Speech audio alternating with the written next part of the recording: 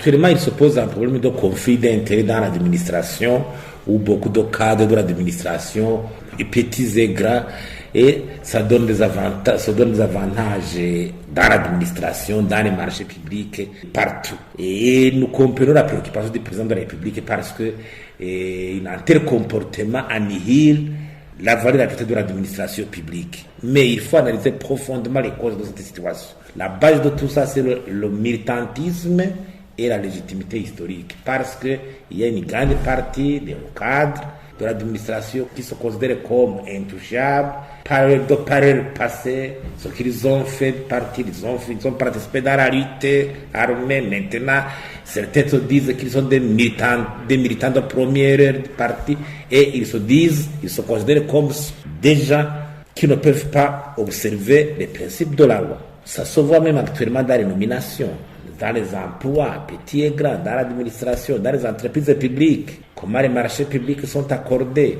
Partout, on voit que c'est le parti qui a de l'influence, le parti au pouvoir. Même l'organisation de coopératives de sangue n'échappe pas à cette règle. Si on analyse même profondément ce problème du marché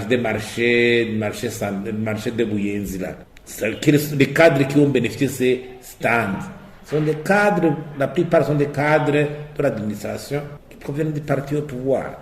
Ça veut dire qu'actuellement, si on veut changer, c'est la réponse, c'est le changement d'attitude de comportement au sein des cadres du parti au pouvoir. Parce que c'est le parti qui éduque ses membres. Si la logique, quand on perçoit un emploi, c'est percevoir des avantages indus, et on s'adonne à la corruption, au détournement des deniers publics, à construire à amasser des biens ici et là, ça ne va pas.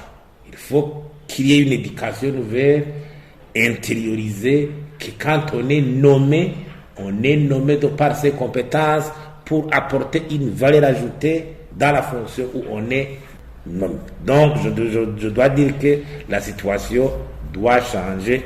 Si l'administration continue à tel rythme, il sera difficile de décoller, même d'avoir ce Burundi émergent dont on rêve pour 2040.